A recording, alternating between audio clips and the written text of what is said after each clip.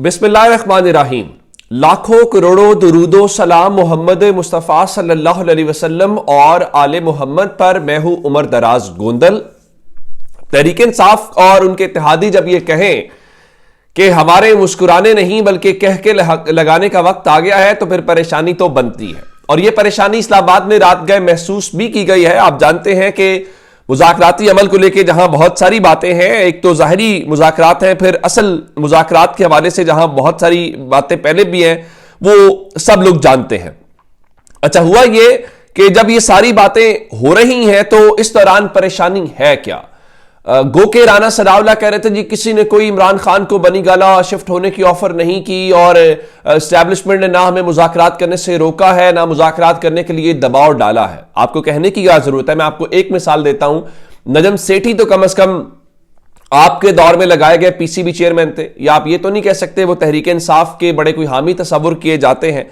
तो अगर नजम सेठी जो है वो कहें कि एस्टैब्लिशमेंट ने मुज़ाकरात के मामले पर हुकूमत को मुकम्मल तौर पे ऑन बोर्ड नहीं लिया और इस वजह से हुकूमत घबराई हुई है, तो मुझे ये बताइए कि पीछे बात क्या रह जाती है कि जब आपके अपने लोग ये कहना शुरू कर दें कि आपको किसी तौर पे नहीं बताया गया और आप घबराए हुए भी हैं। अच्छा, अब जब ये बातें हो रही थी तो इस सब के बीच में एक और जो मामला असल में आया वो क्या था? वो ये था कि सबको पता है जब इमरान खान भी ये बात कर रहे थे तब इनके अपने लोग भी कह रहे हैं। फिर रात को इस्लामाबाद में तमाम जो मोहरे हैं, तमाम जो असासे हैं, वो एक साथ लॉन्च किए गए। हालांकि कोई एक शख्स भी बात कर सकता था, लेकिन उन्होंने मुनासिब क्या समझा कि शायद इन लोगों की बात के ऊपर कुछ ज्यादा लोग यकीन नहीं रखते, तो हम एक से ज्यादा लोगों से बात करवाते हैं।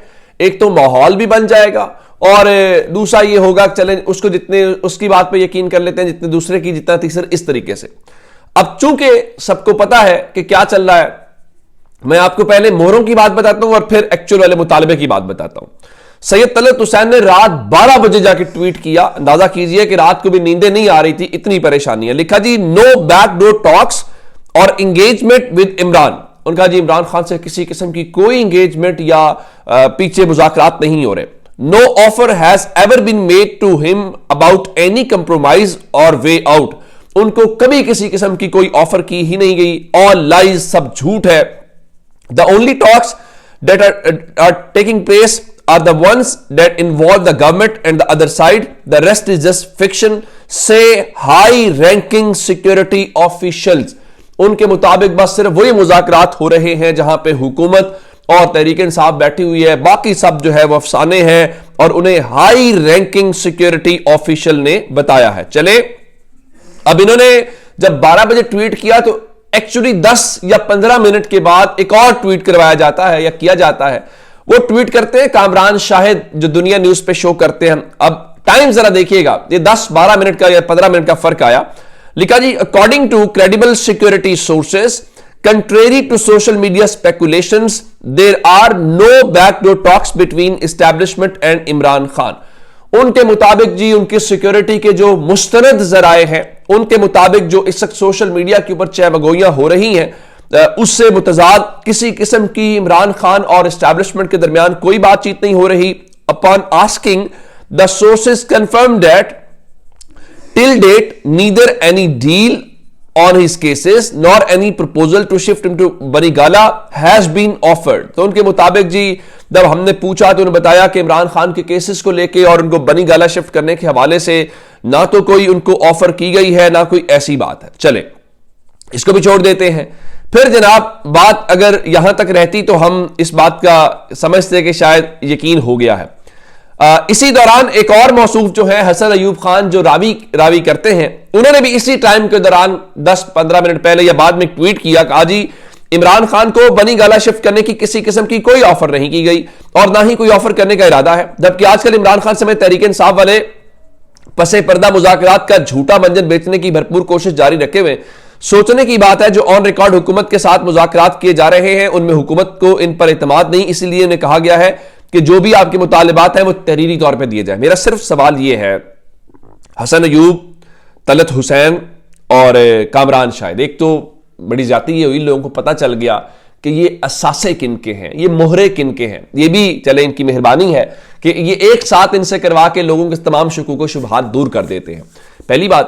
دوسری بات یہ ہے کہ یہ کیسے ممکن ہو گیا کہ ایک ہی وقت کے اندر 3 لوگ چیک کر رہے تھے اور ایک ہی وقت کے اندر 3 لوگوں کو ان کی خبر ملی اور پھر ایک ہی وقت کے اندر ان تینوں لوگوں نے ٹویٹ کر کے بتا دیا جی ہم آپ کو بتاتے ہیں جناب ایسا کچھ نہیں ہو رہا.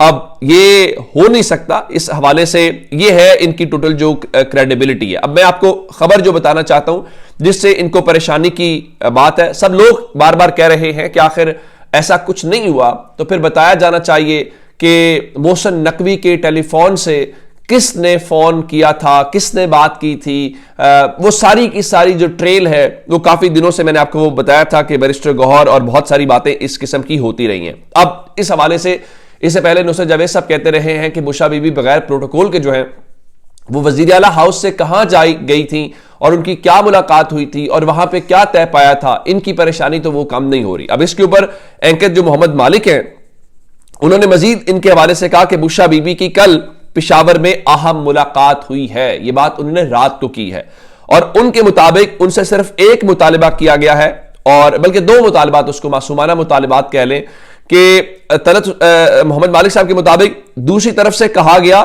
کہ علیمہ خان کو مذاکراتی عمل سے دور رکھیں. اب صرف اتنی ڈیمانڈ بشرا بی بی سے, ظاہر ہے ان کی بات پہنچانے کا مقصد تو یہ تھا کہ عمران خان تک بات پہنچے, اور آج کل تو بشرا صاحبہ کی عمران خان سے ملاقاتیں بھی کروائی جا رہی ہیں. تو ان کے مطابق ان سے کہا گیا ہے کہ علیمہ خان کو مذاکراتی عمل سے دور رکھیں اور عمران خان کو کہیں کہ اسٹیبلشمنٹ پر جو تنقید ہے وہ کم کریں. اب عمران خان کے اوپر آپ جب یہ کہتے ہیں کہ تنقید کم کریں, چلے علیمہ خان تو پہلے بھی کسی مذاکراتی عمل کے اندر شامل نہیں ہے, لیکن شاید وہ جب باہر آ کے بات کرتی ہیں تو لوگ سب سے زیادہ ان کی بات کے اوپر یقین کرتے ہیں, چونکہ وہ عمران خان کی ہمشیرہ بھی ہیں اور وہ کوئی لگی لپٹی بات نہیں کرتی. تو ایک وجہ تو یہ ہو سکتی ہے. اب دوسری وجہ تنقید والی, تو یہ تو پھر دونوں طرف سے ہے نا. دیکھیں یہ ابھی جو حالیہ پریس کانفرنس تھی اس کو دیکھ لیجئے, اس کو چھوڑ کے جس طریقے سے یہ رات سے تمام چیزیں مارکیٹ میں آئی ہیں, یہ دونوں طرف سے ہوگا. دیکھیے ایک پالیسی ہوتی ہے کہ آپ باقی چیزیں بھی سیاست چلاتے ہیں اور بات چیت بھی سیاست رکھتے ہیں, تو یہ چلتا ہوا آپ کو آئندہ بھی دکھائی دے گا اور مجھے نہیں لگتا اس میں کوئی فرق پڑے گا. اچھا, اب ایک خبر عدالت سے ہے, اور 26 نومبر کے احتجاج کے تناظر میں تحریک انصاف کے 450 یا 425 لوگ گرفتار تھے.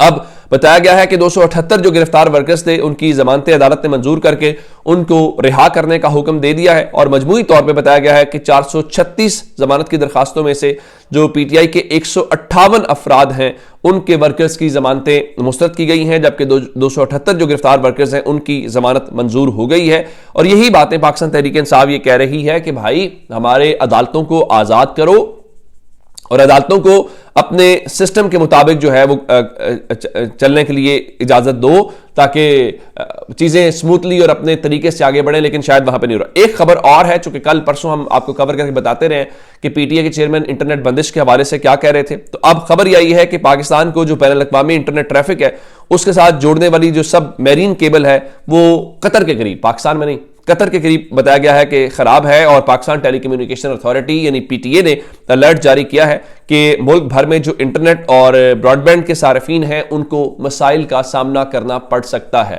ویسے آپس کی باتیں چلیں, یہ تو اگر واقعتاً کوئی ٹیکنیکل فالٹ ہے تو اس کی وجہ سے ہے. پاکستانی جو ہے پچھلے تھوڑے عرصے سے یہی کچھ سامنا کر رہے ہیں, آپ مانیں یا نہ مانیں. کل تو شرمیلا فاروقی صاحبہ خود بتا رہی تھی کہ کون سچ بول رہا ہے کون جھوٹ بول رہا ہے, اب پاکستان میں انٹرنیٹ کی بندش کے حوالے سے کیا صورتحال ہے. تو جب تک کی اپڈیٹس ہے اپنا بہت سارا خیال رکھیے گا. خدا حافظ.